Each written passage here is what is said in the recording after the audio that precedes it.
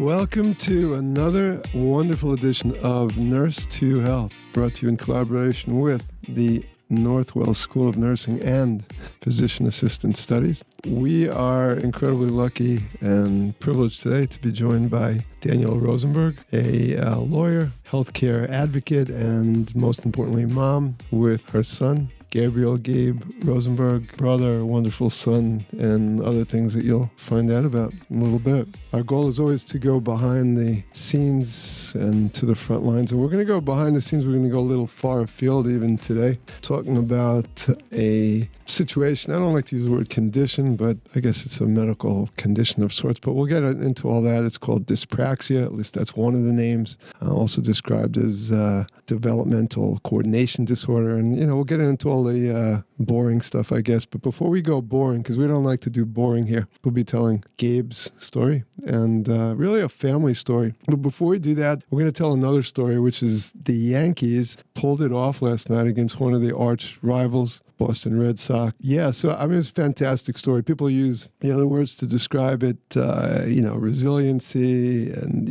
one for the ages and all that sort of stuff. Gabe, you saw the game last night. I looked at this guy who was pitching, not very well known, came from the minors, and saw it as an underdog story, which kind of reminded me of myself because similar to me, the odds were against him. No one knew who he was, and he showed up. He basically made himself known, and it reminded me of myself in a lot of ways because all odds were against me, and I still showed up and I guess just brought perseverance to the table and came out on top. I love this. This is totally unscripted. For anybody listening out there, this is totally unscripted, but that's kind of why I brought it up. One of the reasons among many, because that's what I was thinking. Yeah, your story is one of resilience, perseverance. This all started when you were 3 or so? I was diagnosed when I was 3 years old, but the symptoms were prominent beforehand, and my mom just wanted to make sure that I was going to be okay. Gabriel was a C-section birth, and the reason I bring that up is because he was C-section because it wasn't planned. He was breech. He never turned.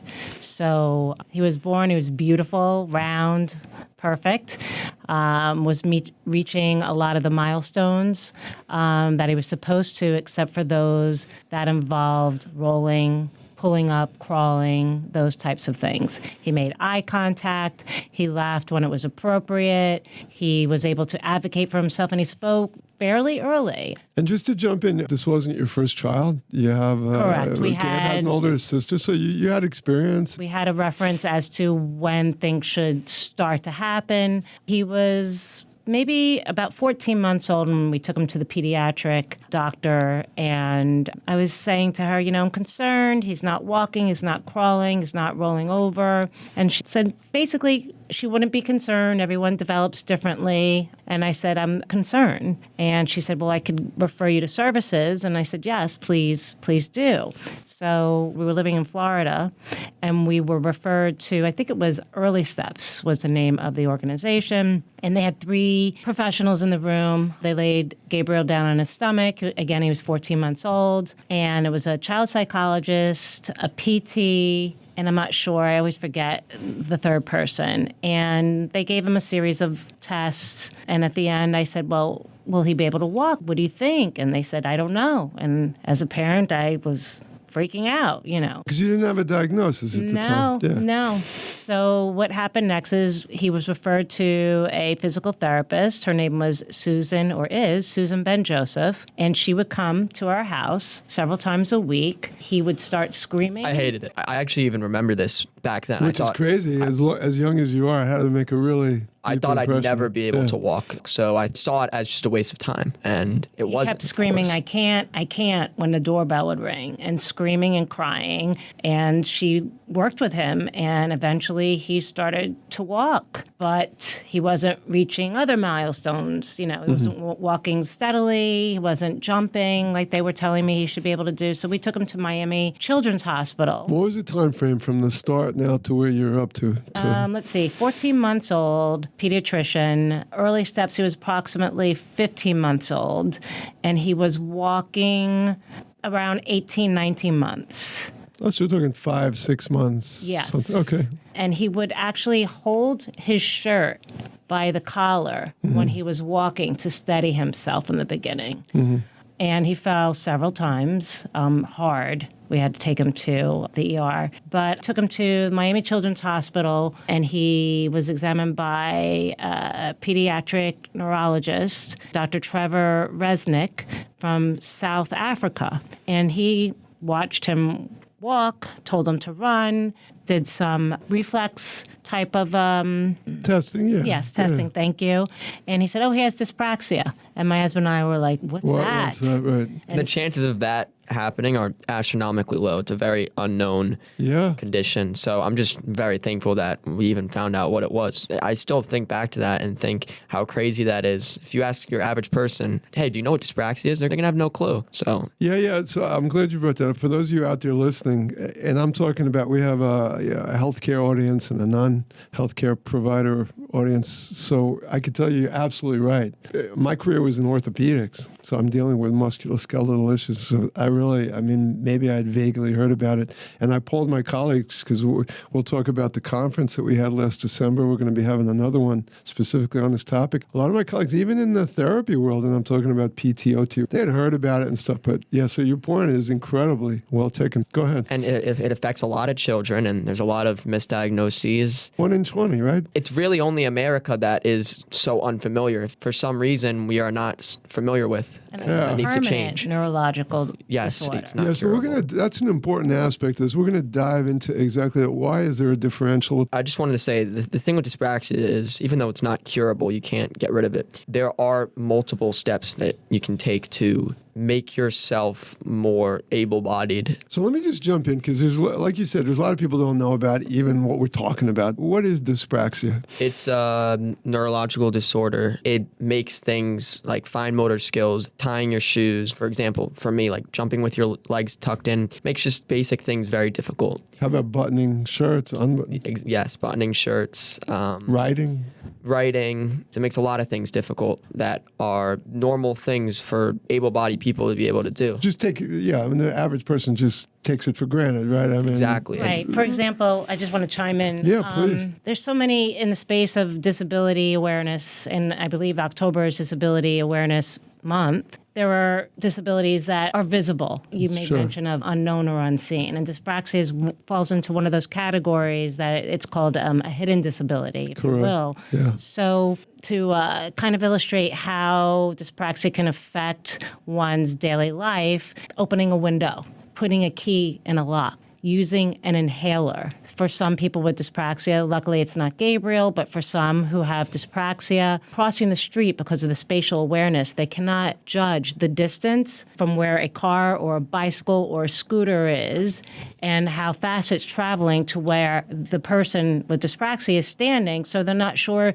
can they cross the street? Do they have enough time to go across the street? Can they navigate that space before the object comes towards them? So look, there's safety issues and all, and you mentioned the word judge. I mean, in a different context, but let's talk about that word judging. It becomes a sort of self-reinforcing issue in terms of self-confidence, right? I mean, if somebody, the term that they used to use, maybe some people still use it, was clumsy. Yes. Right? Or if somebody might ascribe it to, whether it's a teacher or a coach, whoever, say, hey, he's just not motivated, right? You talked about, like we're talking about the Yankees' motivation, perseverance. See, this kid's just not motivated, they're lazy, they're distracted. Talk about that, Gabe. And I turned my back from sports. I was never interested in sports as a kid because I lacked the confidence to even step on a court or a field. There was no way it was going to happen. I was looked at as a clumsy kid who wasn't trying and wasn't putting effort in, so it didn't really interest me. But repetition is your greatest weapon when you have dyspraxia.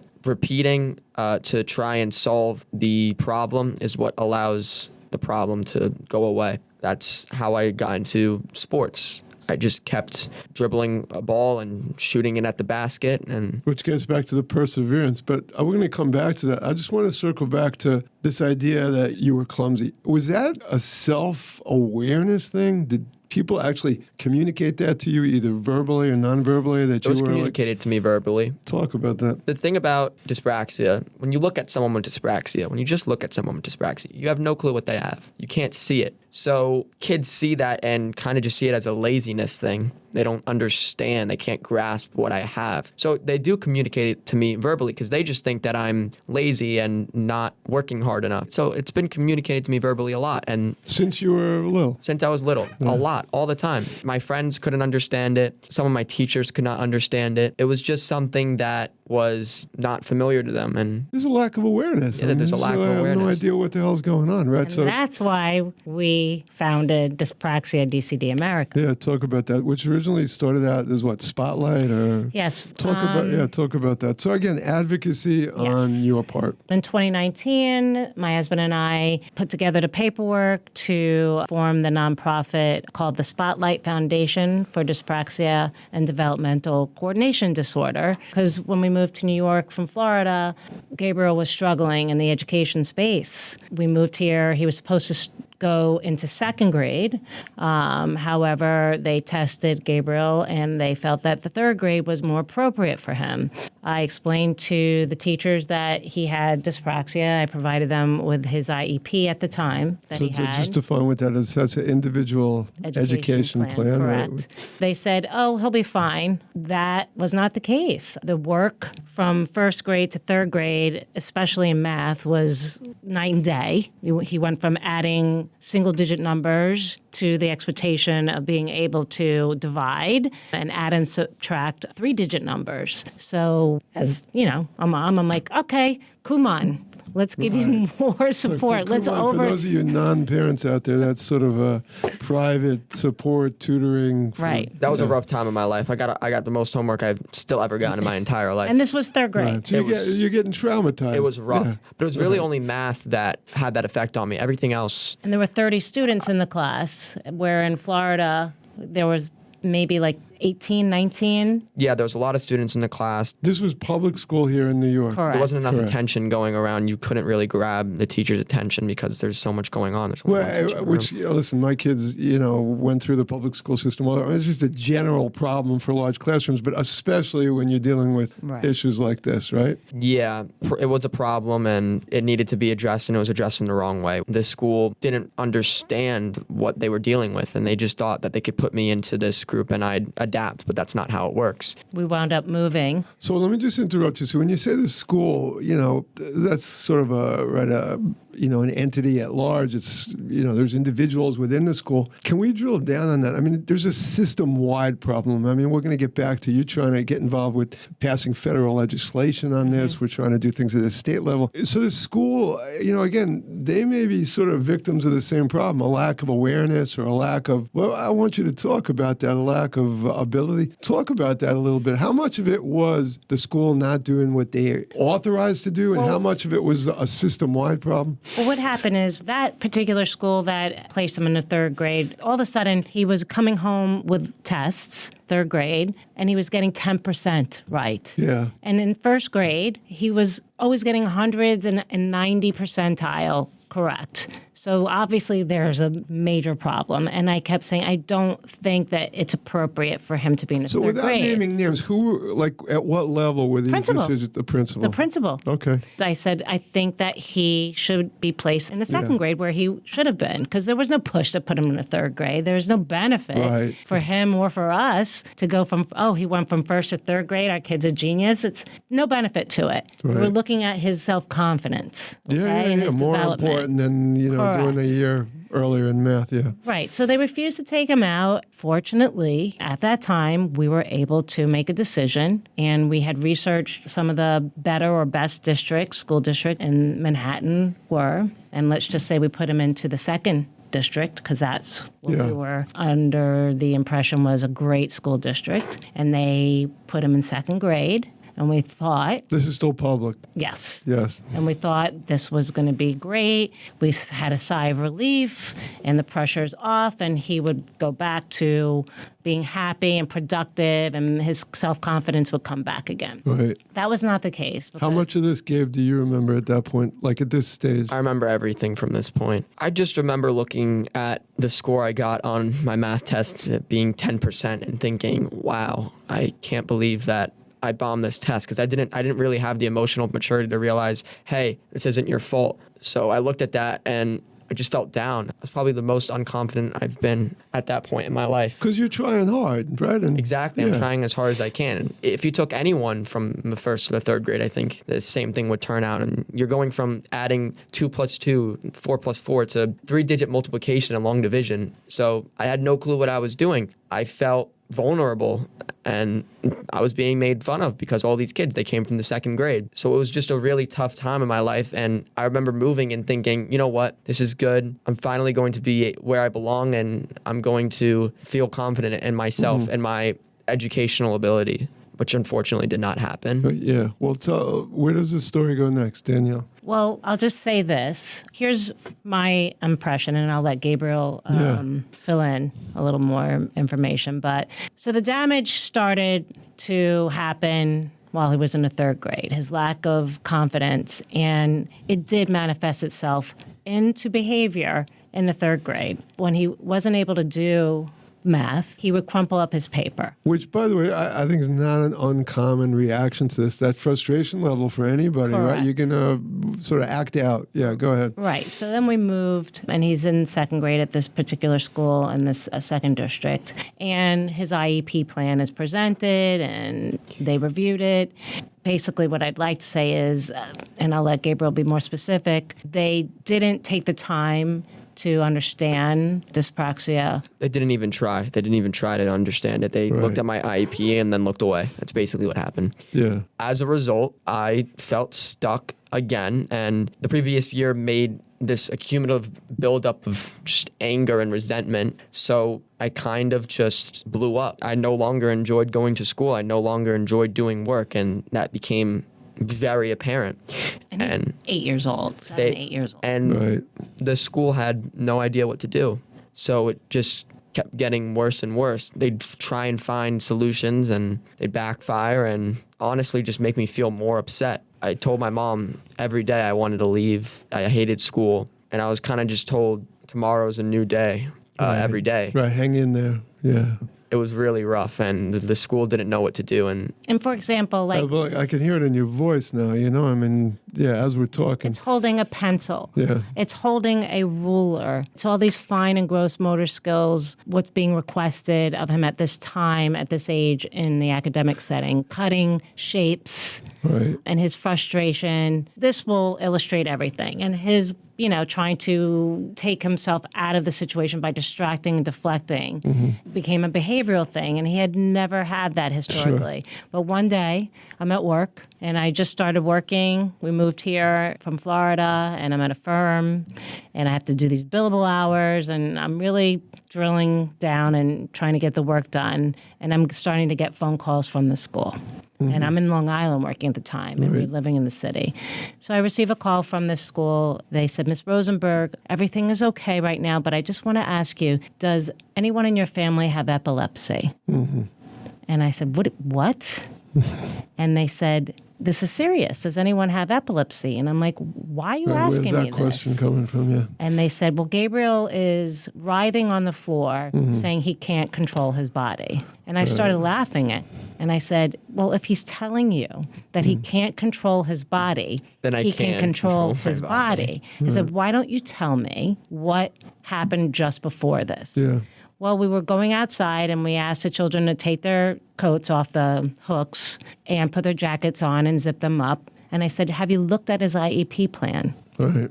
I said, he can't do that. You need to help him, assist him with that. Those were the types of things that would happen. I mean, he reached the point. You can obviously tell yeah. they were reaching. If they just read my IEP, most of this would have never happened. And the fact that they go that far to assume that we have a history of epilepsy in my family when I'm literally telling you I can't control my body, which means I fully can control my body. It's not just a lack of understanding. It's just complete ignorance. So either they're not reading it or just not paying attention or taking it seriously. It's a lack of support and understanding. I want to go back to one point. I want to underscore. I mean, there's a couple of points I want to make. First of all, for those of you out there going into healthcare, whether you're NPs, physician's assistants, doctors, whatever, make sure you listen to your patients, okay? Not everything is going to get you to an answer, but you got to pay attention. You got to be a good listener.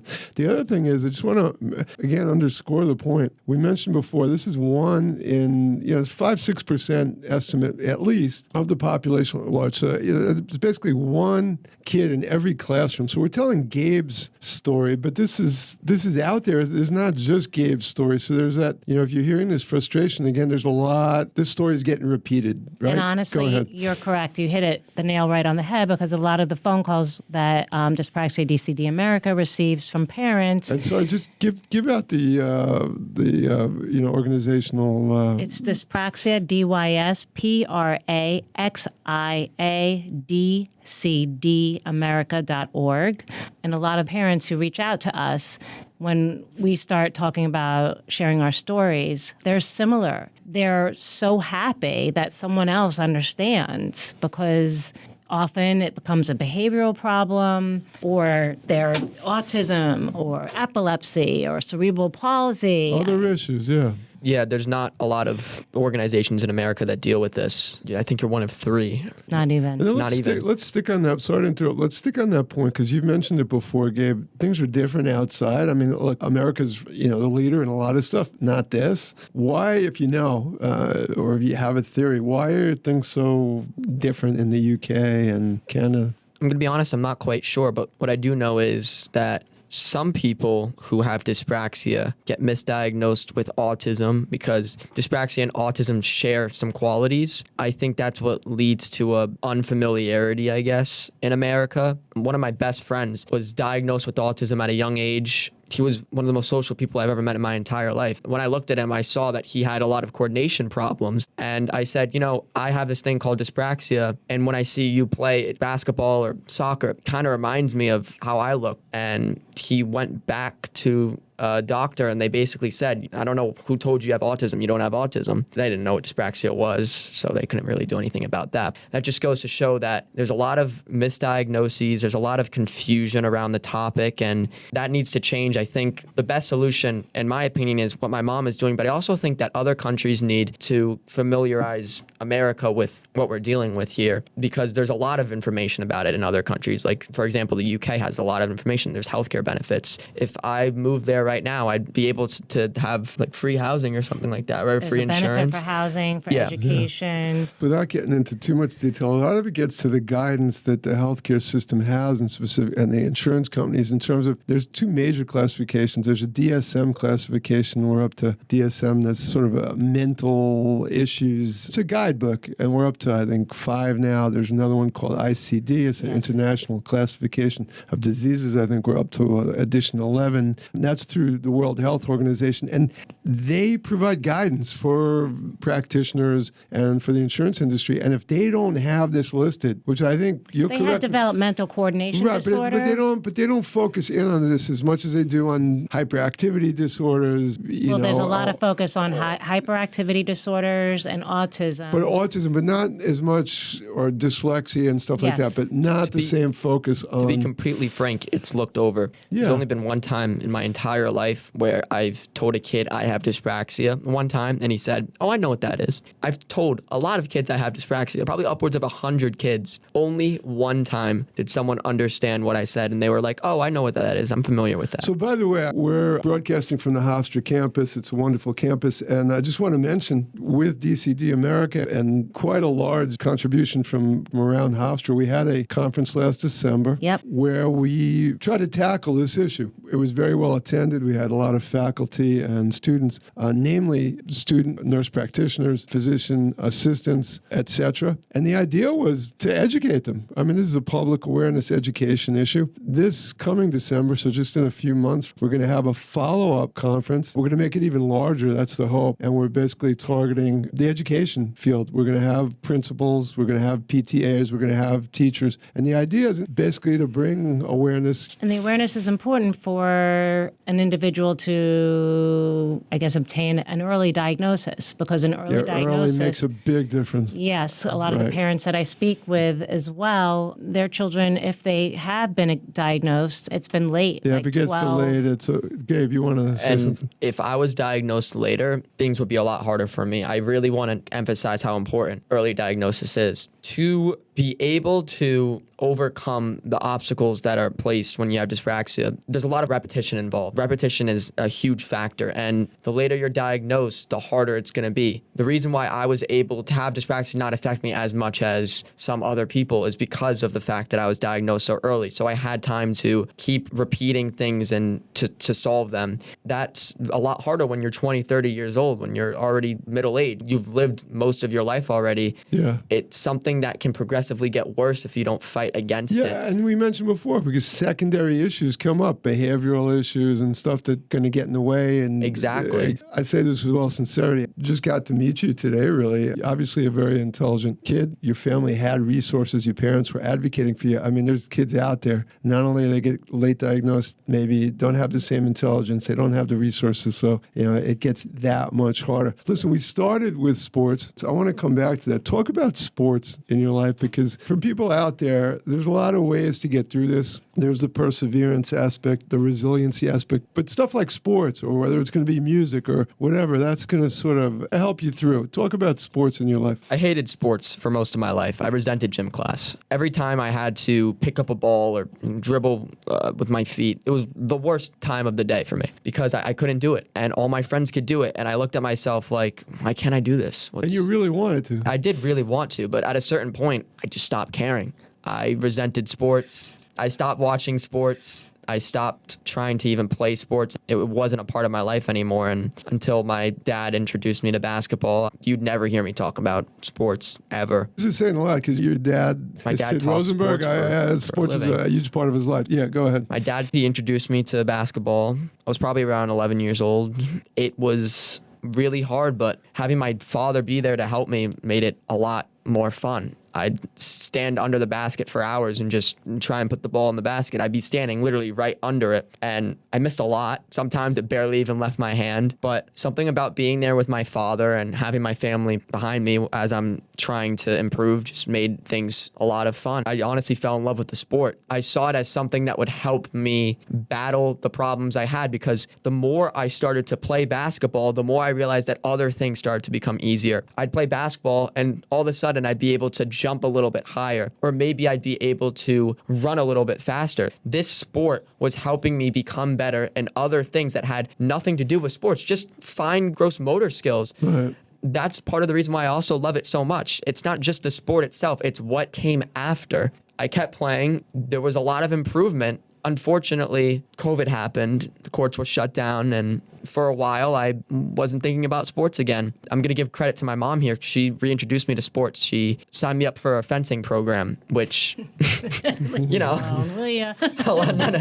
was great. I loved Danielle, you can't see her. She's blushing here. Okay, go ahead. It was great. I loved it. Listen, I classify fencing as a sport. You got footwork and everything. And it's a sport. Oh, hell yeah. And that kind of put me back in the physical game. And I was playing for a little bit. And then we moved out of the city, so I couldn't fence anymore. And there was a basketball court a block and a half away from me. So I put myself back on the court, started playing. Of course, my dad always supports me. But at this point, he was starting to get a little bit older. He couldn't really go on the court as much. So this turned into Your dad was getting older. Yeah. I'm sure he doesn't want to hear that. This turned into a battle with myself. I was battling myself to get better. I did get better. There were a lot of days I'd throw the ball on the ground and walk away and say I'd never play again. But I always told myself, and this is a quote from a famous basketball coach, I can't even remember who it is: hard work beats talent when talent fails to work hard. And I kept telling myself that in my head, and that's what drove me to go back on the court, and I improved drastically. Now, when I walk to the basketball court and I'm just walking and putting the ball between my legs as I'm walking, I think to myself, wow, I never thought I'd be able to do this. When I was diagnosed, the doctor said I'd never lead the league in scoring. I'd never really be able to do what I'm doing right now. He did say that. Yeah, he did. My husband was And not happy. my dad was not happy. It was a challenge. He laid down the gauntlet, right? Yeah. And that's also what motivated me, seeing that, he said that about me. I was like, no, I'm going to prove you wrong. And I did. And listen, I gotta really, it sounds like I'm stroking you, but I give you a lot of credit. No, because people talk about, Larry Bird going out, endless foul shots, and like you mentioned, repetition, practice. Hey, listen, I think you match up against anybody, really. What motivated you? What was it? Just to prove people wrong, or? Yeah, to prove people wrong and to prove that I had the ability to be just as good as any other kid. And now I'll go out there and I'll kill my friends in basketball, and I'll think to myself, wow, I never thought this was going to ever happen in my life. I remember I was playing my friend not too long ago, and to be completely honest, I destroyed him. It was like 21-11. In my head, I was like, I cannot believe that I just did this. And I thought, if I told my 7-year-old self that I'm on a basketball court right now and I just destroyed my friend, I think he'd be very confused, because it was just something that kind of came out of the blue. Is now so important to me and is a huge part of my life. So we talked a little bit about this before we got on the air. What's in the future for Gabe Rosenberg? Where are you going to take all this? What's the trajectory now? I'm a junior in high school. PSATs are coming up in less than a week. I really want to go to college in Florida. I grew up in Florida, and it holds a special place in my heart. What's the biggest challenge? You've overcome a tremendous amount. To say the least. What are the biggest challenges that still exist for you? To be honest, I have to give myself credit here. I worked so hard to overcome a lot of the physical challenges that I have. So I don't really have a lot of struggles, definitely not as many as I used to. I just keep repeating to solve problems, and eventually it happens. So I'd say right now the biggest problem for me is the concern over the PSAT and the SAT, because I just personally feel like I haven't been prepared. My school hasn't prepared me enough for it. So this is now a battle that I'm fighting outside of school. I'm studying and have a tutor. But that's a very particular concern, yeah. But in general, it looks like your confidence level is great. You're supremely intelligent kid. It took a lot of work. I had to really, really, really work on things that were a problem to be able to kind of eliminate that problem from my life. He still has his days, though. I have my days. We all do, don't we? There are little things that still get to me. Are you still going for PT or OT? No, I don't do any of that anymore. Nice. I basically just learned that the more I repeat, the better things get. Repetition is key if you have dyspraxia, as I said. You just have to keep trying to fight what is against you, and the more you try, the more diligent, perseverant, you're gonna succeed. And that's the reason why I don't really have a lot of coordination problems anymore. If I go on a basketball court, it's still apparent. You can still see that there are problems, but it doesn't affect my ability to play. You can see it, but it doesn't actually affect how I play. Yeah, and I wouldn't say problems. Yeah, that's what I was going to say. You use the word problems, but you're looking at these things as challenges, which is great. It's a difference in movements and in mechanics. Yeah, that is something that is probably never going to go away, but it's something that I don't really care about, because I can still play the game and I can still do sports. It's just that I might move a little bit different than other people. Yeah, no, exactly. So Danielle, we're coming to the close here. we're going to give you the last word. Whenever I hear you speak, I'm really proud of you, and I'm happy for you, and I feel selfishly a little better about myself as a parent. Oh, you should. Come on. Seriously. You're advocating, you and your husband. You need to do this. You need to advocate for yourselves and have people that's one of the helping things that I've learned, and that's why the organization, Dyspraxia DCD America organization, is important, because we've seen the benefits of early intervention, and I've spoken to other parents who have children who are similarly situated as Gabriel, and then some who are not.